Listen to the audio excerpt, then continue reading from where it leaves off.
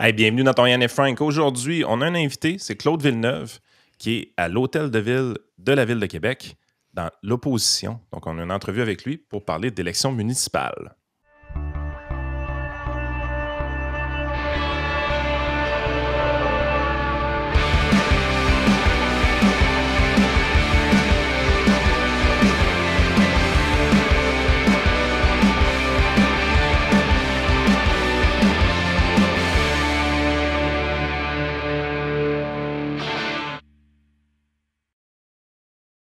Merci, Claude Villeneuve, d'être avec nous autres. Ça nous fait plaisir. On a reçu jusqu'à présent dans le podcast Stéphane Lachance de Respect citoyen. On a reçu Patrick Paquette.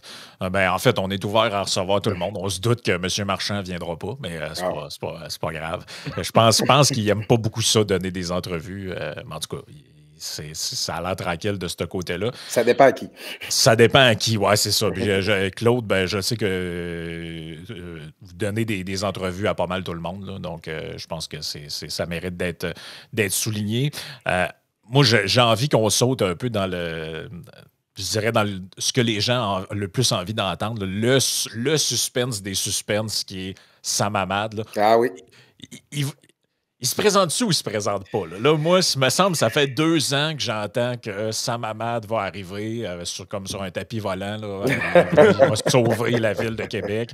Et là, je le sais que ça brasse un peu parce que j'ai vu passer plusieurs articles, là, dont l'histoire avec Louis Martin. Il y a aussi une conseillère qui était avec vous autres, là, Ouais. que vous avez eu comme un enjeu, Isabelle Roy, je pense, c'est ça. Roy. Peut-être nous expliquer un peu ça, parce que de ce que j'ai compris, là, Sam Hamad se laisse désirer, mais il y a comme du maraudage, là, finalement, qui est fait. Là. Ouais, en gros, Sam, il va y aller. Là. On attend son annonce d'ici la fin du mois de mars. Là. En fait, je me questionne. Là, c'est l'ancien chroniqueur qui parle. Je me questionne un peu sur son timing parce que on va être dans le déclenchement des élections fédérales, puis voir le budget du Québec à travers ça. Je me demande en tout cas si, comme il aura fait beaucoup parler de lui avant son annonce, peut-être que ça ne dérange pas si son annonce ressort moins un peu.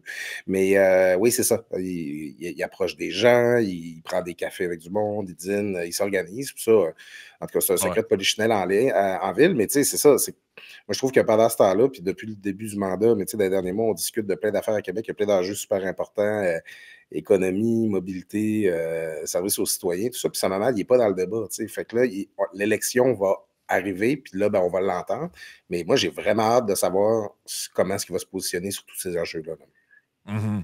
Parce que pour l'instant, moi, ce que je vois, c'est qu'il y a comme de l'intérêt de des gens pour aller avec lui. Ouais. Mais c'est ce que j'ai dit à M. Lachance là, quand il est venu avec nous autres. J'ai dit, ouais, mais c'est parce que moi, je ne sais pas c'est quoi qu'il propose.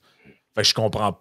J'ai de la misère à comprendre. Je comprends que, bon, il y a eu un sondage qui était sorti maintenant disant qu'il ferait très bien dans les intentions de vote, mais à un moment donné, si tu veux t'en aller avec quelqu'un, il faut que tu saches c'est quoi son positionnement sur X, Y enjeu. On ne sait pas ce qu'il pense du tramway, on ne sait pas ce qu'il pense du troisième lien, on ne sait pas ce qu'il pense des histoires de pistes cyclables l'hiver, on ne sait pas. Puis, tu pourrais faire mieux que nous la liste des enjeux, mais on ne sait pas c'est quoi ses positions ici. On le connaît pas finalement. Oui, puis, tu sais, à la limite, il reste 5 mois avant les élections, il va avoir le temps de les faire connaître ses positions, c'est bien correct, on va débattre, mais c'est parce que pendant ce temps-là, il se passe des affaires à la ville, là, tu sais, Bruno Marchand, il en pose des gestes, là, puis, tu sais, nous, on est à l'opposition, on essaie de faire ressortir ce qu'on trouve mauvais, tu sais, puis on met de la pression sur ces affaires-là, mais Sam Hamad, lui, il n'aura pas participé à ça, là. Il va arriver, il va proposer ses affaires, mais tu sais, pour l'instant, Sam Hamad, c'est surtout de la notoriété. Le monde le connaît, il était là dans le temps, ça peut paraître comme rassurant pour certaines franges d'électorat peut-être plus âgées. Tu le voyais dans le sondage, c'était plus, chez les aînés en montant là, qui a plus d'attrait, disons, qui a plus de traction. Donc, on va le voir. Mais moi, j'ai un petit peu le sentiment que, actuellement, ça va faire un peu comme Denis Coderre. Plus tu vas l'entendre parler, plus tu vas dire, OK, c'est encore la même vieille affaire. Donc, j'ai hâte de voir. Mais c'est ça, j'ai vraiment hâte de l'avoir vraiment dans l'arène pour être capable de débattre puis d'y répliquer, puis que lui, il nous réplique aussi. Peut-être qu'on a skippé un peu une mise en contexte dans le sens qu'on a quand même beaucoup d'auditeurs qui sont à l'extérieur de la région de Québec. Ouais, c'est vrai. Donc, ils sont au courant, évidemment, des enjeux de Québec, le troisième lien, le tramway, ces trucs-là. Mais Claude Villeneuve, le nom leur dit peut-être pas tout à fait quelque chose. Donc, peut-être nous présenter un peu ton parti politique. Qu'est-ce que vous faites? Je sais que vous êtes chef de l'opposition. Ouais. Mais un peu le parcours du parti, parce que ça a quand même brassé un peu là, dans les dernières années dans ce parti politique-là. Mais il s'est passé bien des affaires. Moi, j'ai été élu comme conseiller municipal en 2021. Avant ça, j'étais chroniqueur au Journal de Québec. Puis avant ça, j'étais en politique québécoise. Je travaillais au Parti québécois avec Mme Marois. Ça, c'est mon parcours à moi. Moi, j'ai été élu, j'ai été candidat au sein de l'équipe Marie-Josée Savard, qui prenait la relève de l'équipe Labaume. Marie-Josée Savard, c'était la vice-présidente du comité exécutif de Régis Labaume. Elle était notre chef. Puis là, tout ça, tout le monde, tous vos auditeurs vont s'en souvenir. C'est elle qui, le soir de l'élection municipale, avait été déclarée gagnante par les grands réseaux, Radio-Canada, TVA, qui a fait son discours de victoire. Puis finalement, au fur et à mesure qu'on a compté les votes, ils ont fini par annoncer. Sur le plan humain, ça a dû être quelque chose à vivre pareil de son côté. Ça devait être capoté. Là. Ah, c'était. Moi, c'est pour sa famille, c'est pour ses parents, ses enfants qui étaient présents, là, vivre ça. Puis, tu sais, la victoire de Bruno Marchand sur Marie-Josée a été très, très courte. Là, on parle d'autour de 800 voix. Là, c'est comme ça. Le vote aurait lieu une couple de jours avant, probablement que Marie-Josée aurait été élue. Mais bref, c'est ce qui s'est passé. Puis ça, tout le monde s'en souvient. Puis ça a été quelque chose à vivre à l'interne. Moi-même, qui avait quand même une bonne expérience politique, ça ressemblait à rien de ce que j'avais déjà vécu. Puis là, c'est ça. Après ça, on a été élus. On était à 10 à ce moment-là. J'ai été désigné là, par le caucus comme chef intérimaire là, du parti. Mais là, il fallait tout se réinventer, il fallait se donner une identité, on ne pouvait pas continuer de s'appeler équipe Marie-Josée Savard. Il fallait qu'on ait un autre nom. Puis moi, en tout cas, je n'étais pas friand de équipe Villeneuve. Je trouvais que ça faisait un jeu de mots un peu bizarre pour commencer. Fait que Québec d'abord, c'est l'identité qu'on a choisie. C'est ça, petit à petit, très tôt dans le mandat, en fait, on a 3 de nos élus qui ont rejoint l'équipe Marchand. Québec fort et fier. C'est Steve Verrette qui a annoncé son retrait, David Weiser puis Claude Lavoie. Puis on a fait la plus grosse partie du mandat à 7 élus finalement. Et c'est sûr qu'on le savait qu'il y aurait une période de réflexion pour tout le monde, à savoir d'abord, je reviens toujours, je reviens pas, c'est normal. Candidat à nouveau. Moi, je devais décider si je me présentais à la mairie. Finalement, j'ai confirmé que je serais candidat à la mairie. Je l'ai fait en janvier. Puis, c'est ça, on a 2 élus qui, ils l'ont pas encore confirmé, mais moi, je peux vous le dire, là, ce qu'ils m'ont... Ils ont choisi de quitter le parti, puis leur raison, c'est qu'ils veulent se présenter avec M. Hamad. Donc, c'est correct, là, mais puis on savait qu'il y aurait cette période-là. En politique municipale, les loyautés ne sont pas les mêmes, les partis ne sont pas aussi idéologiquement marqués. Comment on gère ça quand on est chef de... Parce que si on se rapporte au provincial, on le sait, vous avez été avec le Parti québécois, normalement, c'est quelque chose qui cause des grosses crises. Là. On le sait, là, on se rappelle de Claire Sanson qui s'en va avec Duhem ou des députés du PQ quand il y avait eu l'histoire du Colisée, du centre Vidéotron, de l'amphithéâtre qui avait quitté. Ça crée des crises en général. Tu n'as pas de transfuge au provincial ou au fédéral sans que ça crée une crise, mais au municipal, on dirait que ça passe un petit peu plus en dessous de la couverte. Là.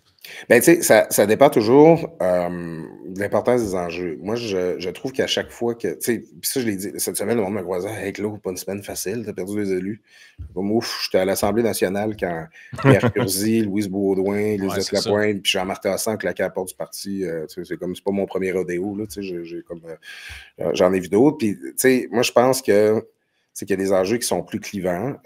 Jean-François Gosselin puis Bianca Dussault, qui avait été élu avec Québec 21, puis qui était rendu au sein d'un parti qui s'appelle aujourd'hui Priorité Québec.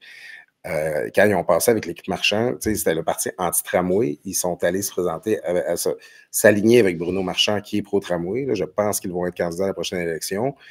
Je ne suis pas sûr que leurs électeurs vont être très indulgents. C'est que les gens, ils vont te faire payer quand tu poses un geste qui semble incohérent. Quand tu poses un geste qui, à leurs yeux, va dans le sens contraire du vote qu'ils t'ont donné. Je pense qu'il y a une tolérance pour un député ou en fait un conseiller municipal dans le cas qui nous occupe. Un conseiller municipal qui va décider d'être indépendant, de dire regarde, moi, je veux m'occuper de mes choses de mon district. Ça, les gens, je pense qu'ils peuvent le comprendre. Mais quand tu changes d'affiliation politique, je pense que c'est quand même quelque chose que les électeurs là, apprécient vraiment pas. Les élections au niveau des partis politiques dans certaines grosses villes du Québec, Frank le décrit bien, c'est quelque chose d'assez particulier parce qu'on est habitué au provincial où est-ce que si tu es un péquiste longtemps dans ta vie. Si tu es un libéral longtemps dans ta vie. Il y a des fois des mouvements, surtout quand un parti comme la CAQ, un peu ni de droite, ni de gauche, ni souverainiste, ni fédéraliste arrive. Là, ça fuck un peu le chien.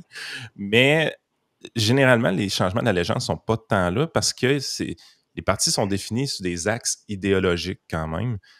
Quand on va dans les plus petites municipalités, c'est très personnalisé. Il n'y a pas vraiment de parti politique. Donc, un un conseiller se présente avec son nom personnel, il n'y a pas de parti politique avec lui, mais il y a dans certaines grosses villes que là, il y a des partis politiques. Puis même des villes comme Lévis, où est-ce que l'enjeu des partis politiques n'est pas si grand que ça. Il y a des années où est-ce que le Houillet faisait élire tous ses conseillers, tout simplement. Là. Fait qu'on est vraiment dans une position où est-ce que de votre côté, les allégeances sont un peu en fonction de la personnalité des chefs, mais on va avoir beaucoup l'axe idéologique qui est comme pro-tramway, pro-troisième lien, ces trucs-là. Qu'est-ce qui définit un peu votre parti politique Québec d'abord? C'est sur les grands enjeux de Québec, puis un peu peut-être l'idéologie ou la direction que ça prend d'habitude. Mais tu sais, moi, je vais répondre à votre question, mais je vais le prendre sur l'autre sens. C'est que, tu sais, pour les électeurs, voter, c'est une expérience, tu sais, rationnelle, mais émotive en même temps. C'est comme avec qui tu te sens en confiance. C'est genre où est-ce que tu te reconnais, de quel côté tu as l'impression que ce qui est important pour toi, là, ça va être le mieux porté. Puis, à la limite, tu dis quelqu'un qui va être élu, je vais vivre avec lui, je vais l'avoir dans ma face, dans mes nouvelles pendant 4 ans. Je suis bien avec cette personne-là ou pas. Fait que c'est normal, oui, qu'il y ait un enjeu de personnalité. Ça, c'est tout à fait normal. Puis, c'est pas malsain. Puis, avec une personnalité, bien, il y a toutes des idées, un contenu qui vient. Donc, c'est sûr que les partis politiques au municipal, plus qu'ailleurs, ils dépendent beaucoup de la personnalité du chef. Ça, il faut bien se le dire, il ne faut pas le nier. Puis, les différences, c'est que, à Québec, on a un débat politique qui a été beaucoup marqué par 2 gros enjeux dans le dernier 4 ans, il faut bien se le dire. Le tramway, assumons-le. Et oui, le troisième lien, même si ce n'est pas un dossier, c'est le provincial qui est porteur, c'est bien évident là, que ça teinte nos débats à Québec, puis sur toutes les questions de mobilité. Là-dessus, nous, à Québec d'abord, c'est sûr qu'il y a eu un défi sur bien des enjeux, de montrer comment est-ce qu'on puis en fait, ça va être notre défi jusqu'à l'élection, de montrer comment est-ce qu'on se différencie de Bruno Marchand, même si on a appuyé pendant tout le mandat le projet de tramway. Moi, je suis très lucide là-dessus. Mais moi, ce que je regarde, en fait, c'est que je trouve que, on n'a pas encore beaucoup parlé de lui, mais Bruno Marchand, il gouverne beaucoup par idéologie et beaucoup dans son trip sanitaire et hygiénique, là, le vélo et toutes ces choses-là. Puis tandis que moi, je prône beaucoup plus une approche pragmatique en me demandant c'est quoi les besoins du monde. C'est bien évident que je n'ai pas acheté d'un gars qui veut forcer tout le monde à faire du vélo. C'est un peu mon approche. De quoi le monde a besoin? Moi, c'est un petit peu. J'arrive pas avec le bagage idéologique que Bruno Marchand a. On sent que c'est quand même très... C'est vrai que c'est un règne qui a l'air très idéologique. Là, et un peu, je te dirais, moi, ce que j'entends, puis c'est sûr, comme Yann, je suis à Lévis, mais bon, je suis quand même pas mal branché à Québec. J'y ai vécu pendant 15 ans. Là. Ce que j'entends autour de moi, c'est que les gens sentent de cette administration-là qui sont très moralisateurs. On a il y a eu toutes sortes d'histoires sur les feux de foyer, les vélos, tout ça. Puis les chats. Les chats.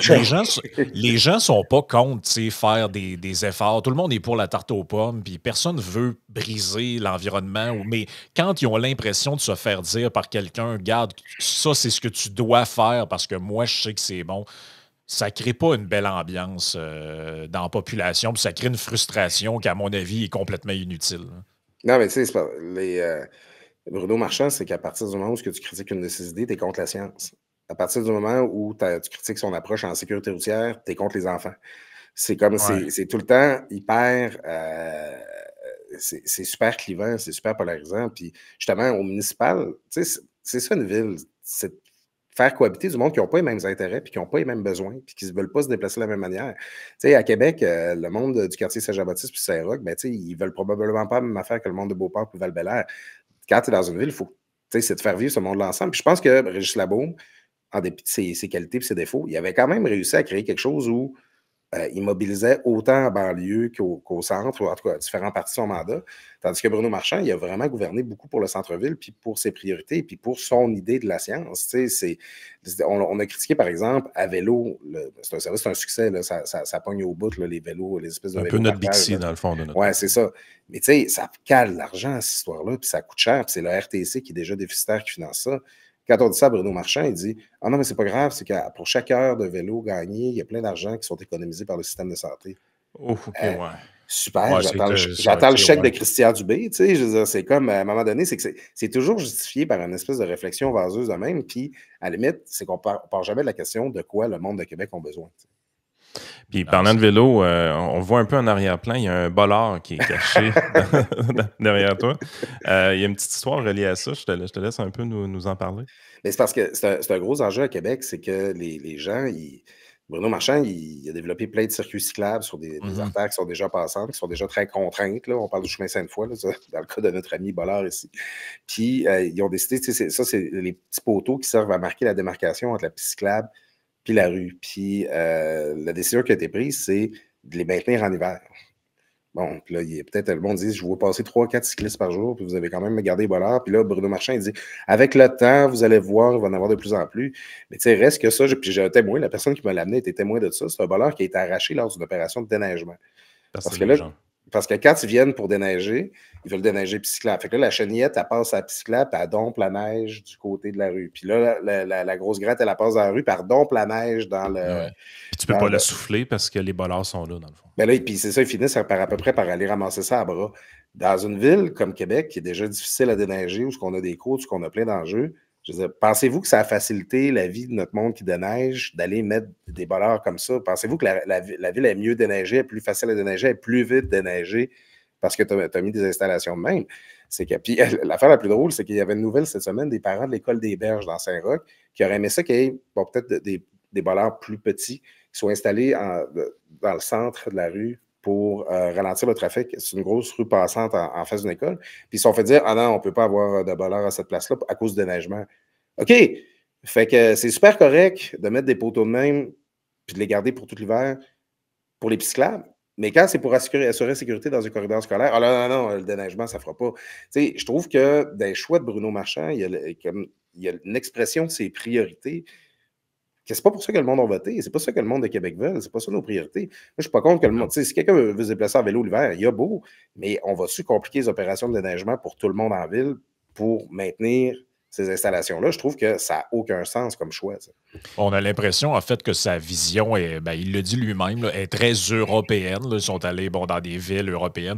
Et moi, j'ai été à plusieurs places en Europe et c'est quand même très, très différent de la ville de Québec. Là. Hormis peut-être quelques quartiers dans le vieux Québec que tu dis, OK, ça ressemble un peu à l'Europe si tu es allé 5 minutes. Là. Mais honnêtement, on vit en Amérique du Nord. Il y a une réalité qui est quand même très différente.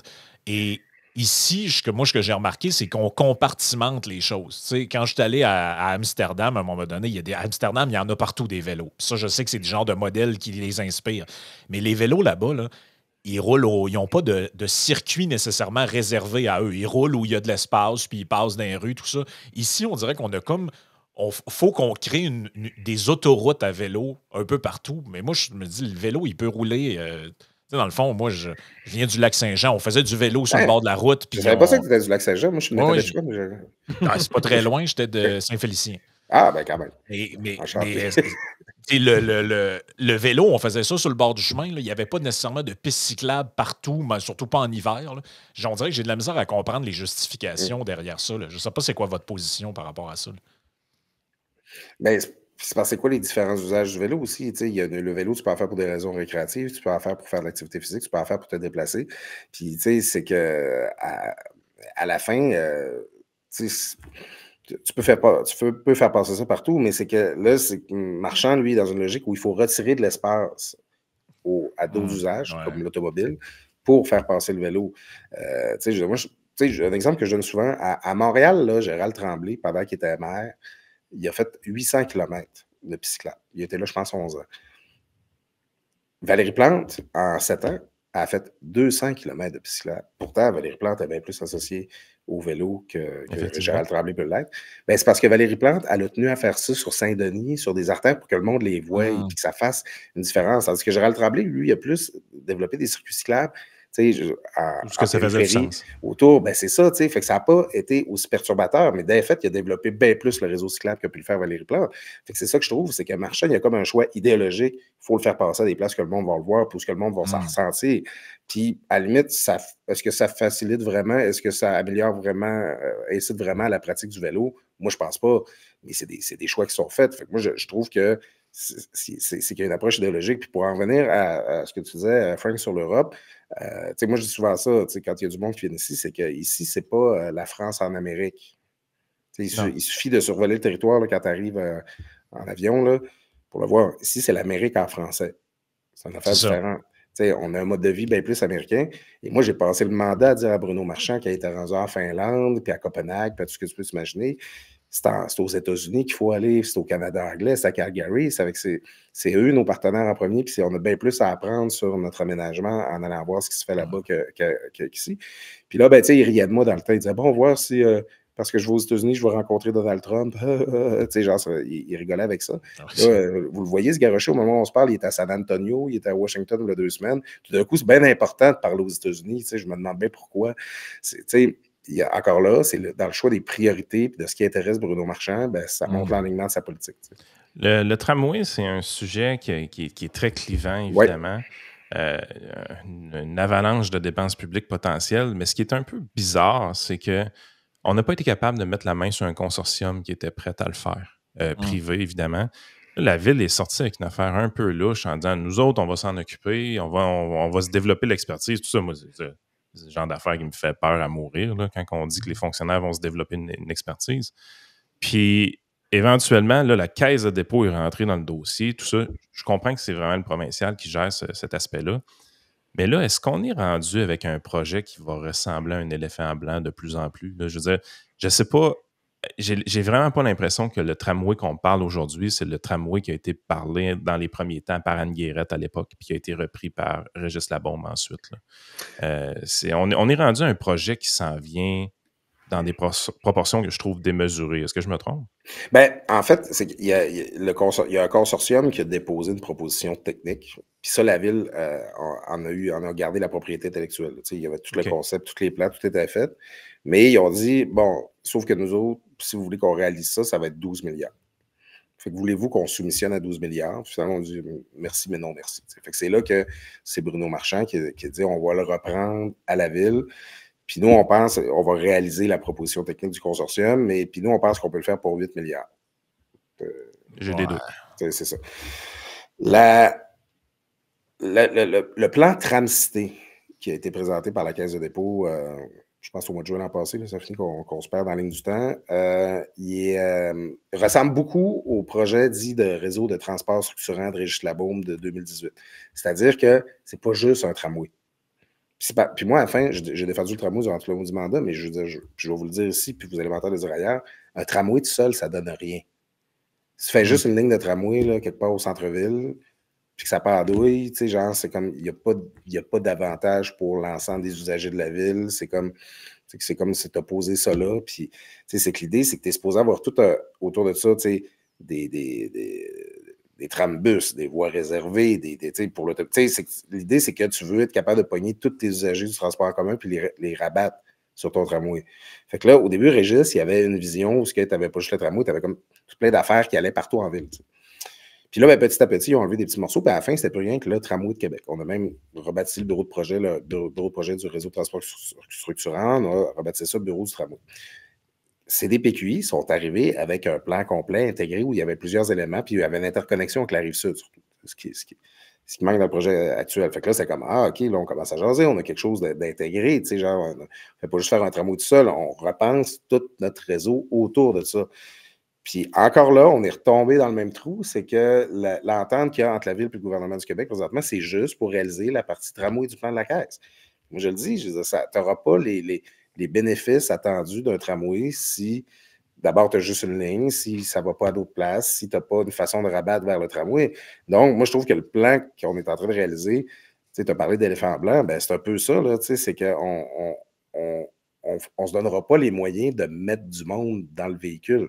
Fait qu'à un moment donné, moi, je trouve que le projet pris tout seul de même, c'est pas mal moins intéressant. Puis je comprends, moi, ce que le monde me dit, c'est, ben là, moi, je reste à Beauport, ça va me donner quoi le tramway? Je veux dire, c'est quoi? Qu'est-ce que ça change à ma vie? Depuis le début, dans ce projet-là, j'ai toujours eu une perception qui était la suivante. Puis j'aime ça avoir quelqu'un qui est dans l'opposition parce que justement, vous avez accès à plusieurs chiffres et aussi à plusieurs fonctionnaires.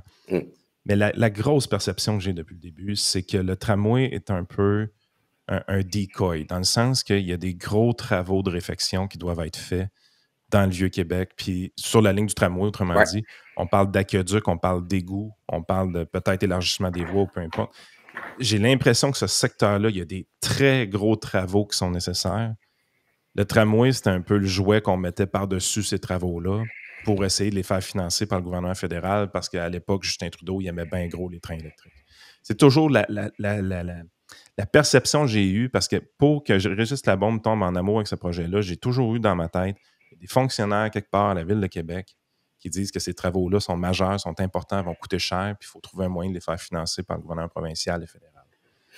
Est-ce que je suis complètement dans le champ de penser ça ou il y a beaucoup de ça là-dedans? Ben, effectivement, puis en fait, c'est pas quelque chose de caché en tant que tel, c'est que quand tu fais passer un tramway, ça sera la même chose si c'était plus un SRB, trambus, quelque chose de même, c'est que tu veux plus avoir besoin de retourner en dessous pour réparer des affaires, fait qu'il faut que tu tasses ces infrastructures, fait que c'est comme l'occasion de les refaire. Fait que oui, c'est une façon de se faire payer on appelle ça le façade à façade. C'est quand tu fais une infrastructure de même, de la façade d'un côté de rue, de l'autre façade d'un côté de rue, tout ce qu'il y a, trottoir, rue, terre-plein, tout ça, là, genre, tu refais tout.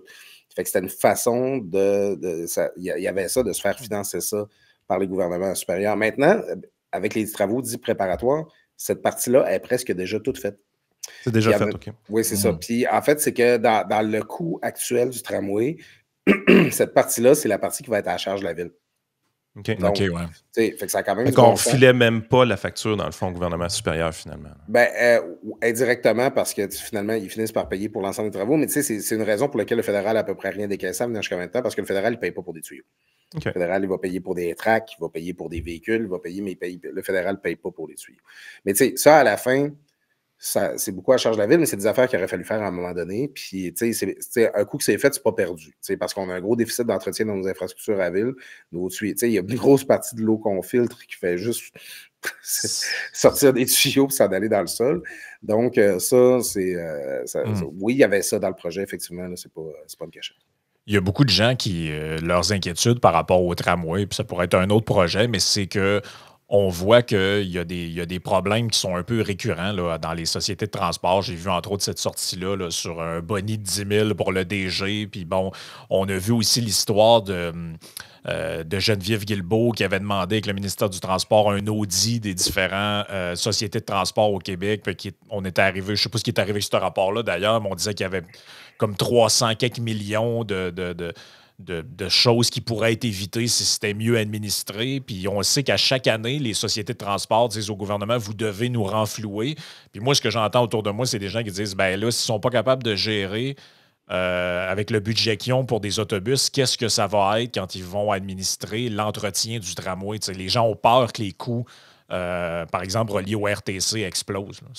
Comment tu vois ça?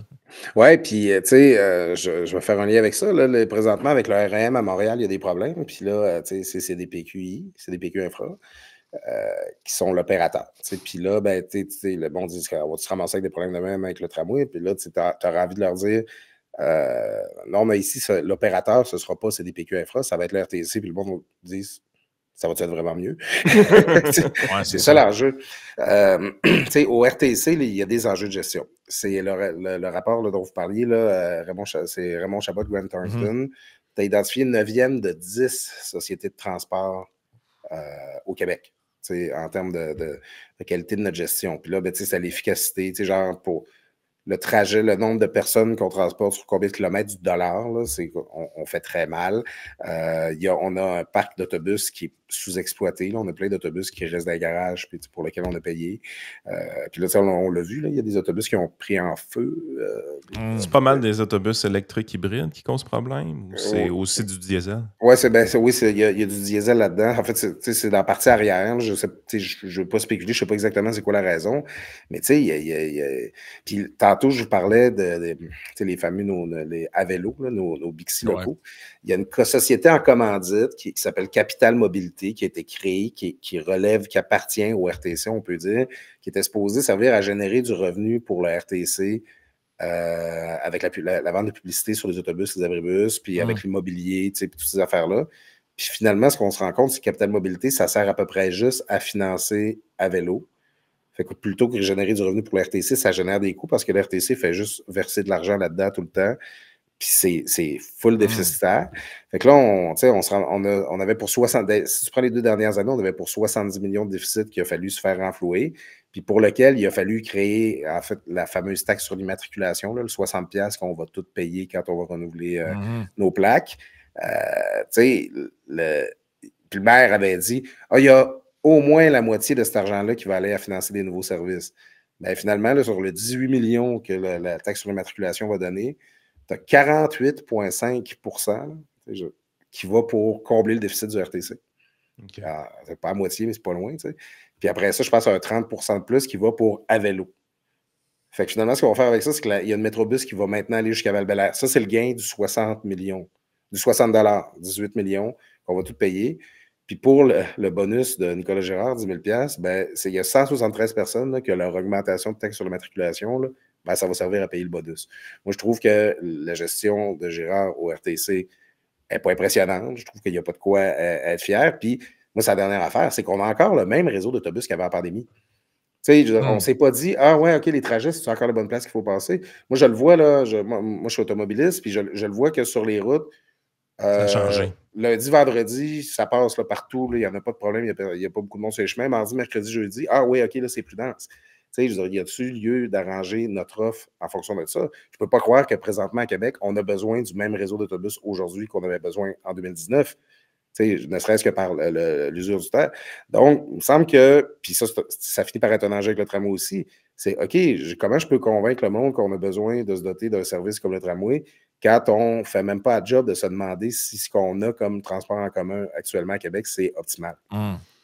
Peut-être pour finir, les élections qui s'en viennent, c'est novembre normalement. Là, on se dessine avec 4, 5 partis politiques quand même, peut-être 6, en tout cas, peu importe. Je ne sais pas si Jackie Smith est encore dans le décor. Oui, là, Jackie, elle a confirmé ses affaires. Là. Elle, on sait où. On sait que c'est Québec solidaire, ça, c'est transparent, c'est ça. On sait où ce que Jackie est. Les autres, c'est plus des enjeux locaux qui les différencient. Mais est-ce qu'on est en train d'offrir sur un plateau d'argent une réélection à Bruno Marchand avec autant de partis politiques?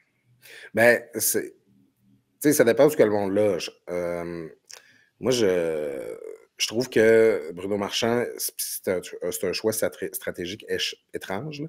Il s'est comme beaucoup collé sur Jackie Smith puis Transition Québec. Oui, définitivement. Il est gouverné bien plus à gauche que ce qu'il annonçait.